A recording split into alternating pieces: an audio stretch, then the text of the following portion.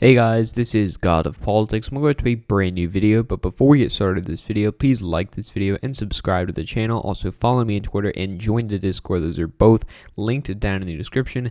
But in today's video, I'm going to be talking about the special election results for Texas's 6th Congressional District. Now, this is an election that happened a couple days ago, but I did want to talk about it today because this was truly quite a surprising result. I don't really think anyone saw this coming because, as you can see here, Democrats actually got locked out of this district. This is a district that President Trump in 2020 only won by 3 percentage points. It was a classic example of a suburban district that is trending towards the Democrats, but you can see here Mitt Romney won it by 17 percentage points, Trump won it by 12 percentage points in 2016, and in 2020 he won it by 3 percentage points. But you did certainly see a sort of bucking to that trend in this election. And of course, it was extremely low turnout. I mean, we can look at the 2020 results where we see 339,000 votes, 340,000 votes. In this election, we only had 78,000 votes. So that was really bad turnout. So, I don't want to use it as too much of an indicator for what the midterms are going to look like, but this is certainly not good news for Democrats at all. It's frankly quite embarrassing for them that they performed so awfully. I mean, they performed worse than Barack Obama did in this district in 2012. I believe the total amount was about 60% for Republicans and 39% for the Democrats. That's how bad it was. And you can see here that Democrats even lost the Tarrant County portion of this district back in the 2020 general election. If we look at the congressional election results, which Ron Wright won by 8.8 percentage points, which was 5.8 percentage points more than what Donald Trump won the district by. But even Ron Wright lost the Tarrant County portion by around 5 percentage points.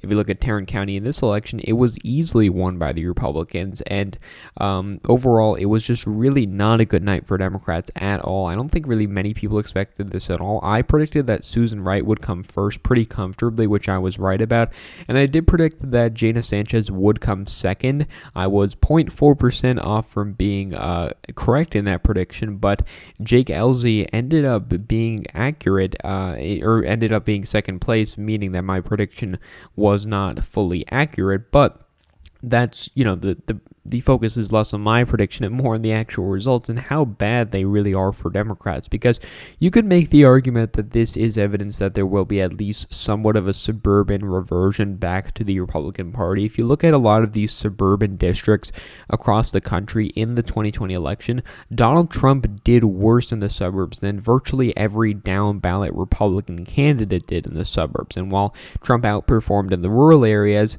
that was his strength, and we know his weakness was in the suburbs, and that is why you had the down-ballot Republicans outperforming him. And of course, the down-ballot Republicans did much worse than they had before, but they still outperformed Trump. So now when you don't have Trump on the ballot, you don't have Trump as a driving force for turnout for the Democratic Party, you have both Democrats not turning out, and you have some Republicans who maybe voted for Biden, maybe some independents who voted for Biden, they used to be Republican, and they are going back to voting Republican. And so this is at least somewhat evidence of that. And of course, again, as I pointed out, it is a low turnout election, so we can only extrapolate so much from this election.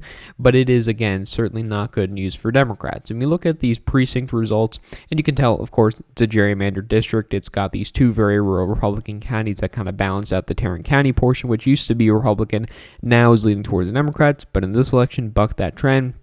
You can see it takes up many of these majority black precincts in the Arlington, Fort Worth area of Tarrant County, and you can see it also has many red areas as well, and many of these red precincts on this map were not red in the 2020 election. So you look at the overall result, you had 62% of the vote for Republicans, 37% of the vote for the Democrats. That's a 25 percentage point win.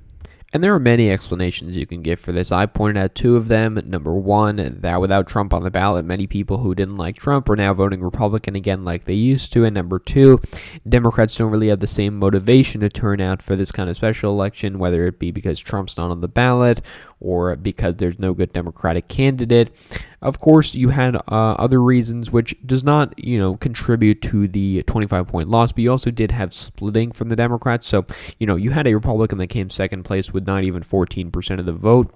But that doesn't excuse Democrats doing so bad. But another reason that they might have done so bad is due to the money that they spent on this race, which, as you can see, there was a really big really big spending for the Republicans compared to the Democrats. You can see these top three bars here, 260,000, 175,000, 150,000, are all pro-Republicans. Of course, two of these are pro-LZ, one of them is anti-LZ, but you can see the fourth bar here, which is way down below, that is the first Democratic spending, outside spending, of course, not the spending by the campaigns, but outside spending. So, the DCCC, which is what the Democrats use to, if you donate to them, then they distribute that money to certain candidates. And as you can see, they really did not spend very much money on this race at all. And the logic behind that, in theory, would be that, this is a district that Democrats would lose in the general election anyway.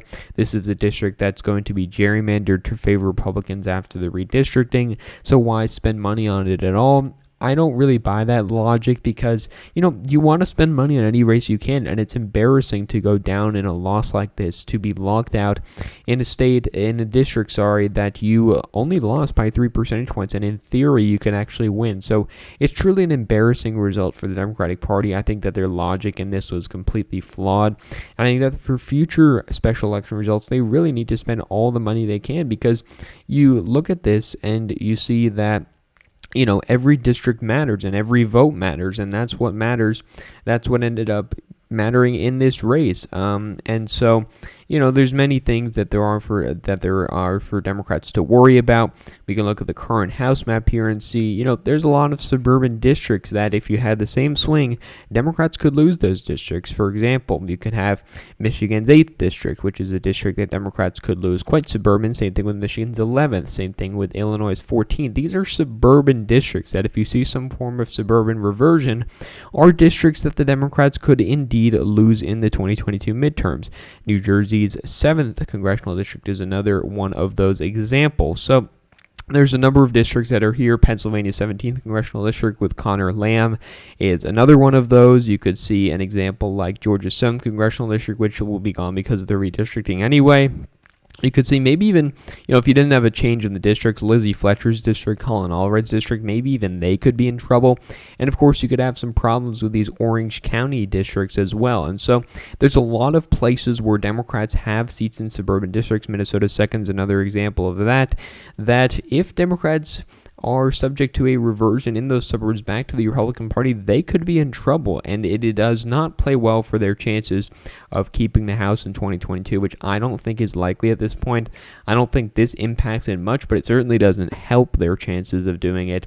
Of course, it's a low turnout election with a lot of candidates, but it's not excusable for Democrats to lose by 25 points in a district they only lost by 3 points in November. And you can spin it any way you want, but not a good result for Democrats. Quite embarrassing for them. And I don't think that, I think that this is something that they're going to have to pick up from because, again, not a very good result at all. So thank you all for watching this video. Please like this video and subscribe to the channel. Also follow me on Twitter and join the Discord. Those are both linked down in the description. But again, guys, thank you all for watching this video, and I will see you guys later.